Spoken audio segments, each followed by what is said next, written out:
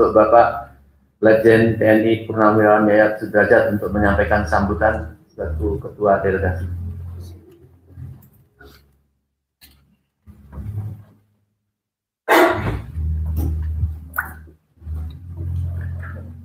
Bismillahirrahmanirrahim. Assalamualaikum warahmatullahi wabarakatuh.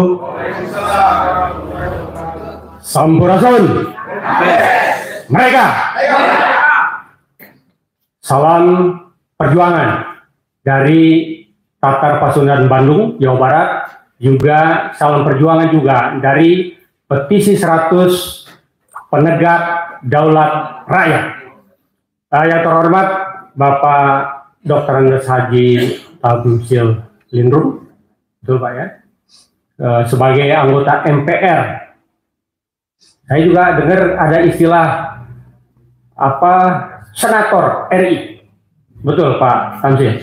Tapi yang jelas itu anggota MPR. Kemudian kalau saya juga tidak salah, beliau pernah jadi anggota DPR RI 3 periode, betul ya Pak Tamsil? Ya. Saya terima kasih, hatur nuhun atas kesediaan penerimaan dari Pak Tamsil pada kami ini. Kemudian Bapak Ibu sekalian, puji dan syukur marilah kita panjatkan kepada Tuhan Yang Maha Kuasa, Allah Subhanahu Wa Taala, karena pada pagi ini kita bersama-sama bisa hadir di sini, diterima oleh Pak Tamsil. Kemudian mudah-mudahan kita di sini selalu diberkahi oleh Yang Maha Kuasa. Kita bersyukur, kita sehat. Kemudian perjuangan yang sedang kita lakukan mudah-mudahan dijabah oleh Yang Maha Kuasa sehingga mencapai sasaran yang sama-sama kita kehendaki bersama. Bapak Ibu sekalian, kita harus mengucapkan terima kasih ke Pak Tamsil ini, ya. Juga kepada seluruh Bapak Ibu yang hadir. Karena Pak Tamsil kami laporkan di sini, yang hadir ini adalah dari berbagai elemen bangsa. Ya. Ada ustadznya, ada purnawirawan TNI-nya, kemudian ada akademisinya, ada advokatnya, ada seniman, budayawan. Pokoknya semua yang hadir ini mewakili dari semua elemen bangsa negeri ini. Kenapa demikian? Karena terus terang ya kita ini masih peduli, khususnya sebenarnya kalau kita lihat ini hampir rata-rata sudah usianya sudah ke sekolah KB, sudah sepuh gitu kan ya. Tetapi kita masih ada kepedulian dengan melihat situasi kebangsaan saat ini. Jadi saya hatur nuhun ya, terima kasih kepada semuanya. Dan sebenarnya ini adalah yang petisi 100 penegak daulat rakyat ini itu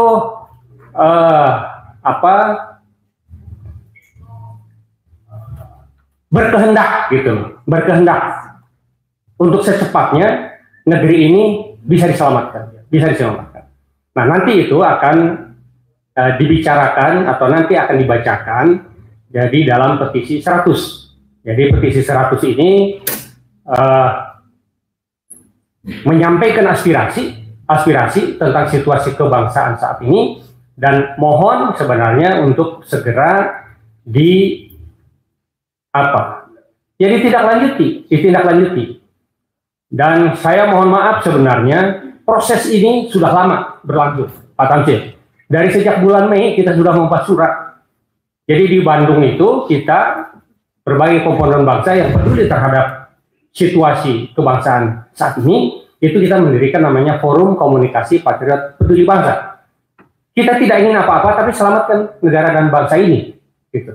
Dan kita tidak dibayar, enggak, kita urunan untuk ya kalau anggota DPR punten ya dibayar kan, dikasih gitu ya, tetapi tidak berjalan gitu ya, mewakili rakyat. Makanya kita ini membentuk PDR. Jadi DPR tidak jalan, kita bentuk PDR, penegak daulat rakyat. Mudah-mudahan ini didengar, gitu kan? Ini didengar. Nah, Pak Tamsil, jadi dari hati yang paling dalam, kita tidak pengen apa-apa, tidak pengen jabatan ke sebau tanah, ya. Tetapi selamatkan anak cucu bangsa ini ke depan. Jadi saya sekali lagi atas nama seluruh petisi 100 penegak daulat rakyat, ya, mengucapkan terima kasih atas penerimaannya beliau sebagai anggota MPR, kemudian juga anggota atau DPD dari DPD. Dan saya tahu, saya monitor beliau dulu waktu saya masih kedinasan, beliau keras ya untuk bela agama dan rakyat. Jadi pantas beliau menerima kita. Karena kita sudah 3 bulan ini membuat surat kepada DPR, MPR, termasuk ketua DPD, te aya wartosnya, artinya nggak ada beritanya, nggak ada beritanya. Pak Tamsil, punten saya kadang-kadang dengan bahasa Sunda, mudah-mudahan siapa Arteria Dahlan nggak ngambek gitu saya ya. Nggak apa-apa, karena saya juga dari Sunda, harus kita pelihara apa tuh nilai-nilai budaya bangsa kita. Itu yang akan menjadi daya tahan terhadap bangsa dan negara ini. Kalau kita mengakomodasi budaya lain, ya masalah, nggak boleh. Nah, jadi inti dari kita datang ke sini, sekali lagi saya terima kasih Pak Tamsil. Intinya adalah kita ingin menyampaikan aspirasi, yaitu petisi 100 dari penegak daulat rakyat. Karena sekarang kita rasakan bahwa kedaulatan rakyat sudah tidak ada lagi. Yang ada adalah kedaulatan partai. Kita merasa bahwa DPR maupun MPR sudah tidak lagi sebagai mewakili rakyat yang membela kepentingan rakyat, tetapi dia membela kepentingan partai, golongan, dan perut perorangan. Ini tulisannya, saya sampaikan. Kalau misalnya saya salah, saya minta maaf ya.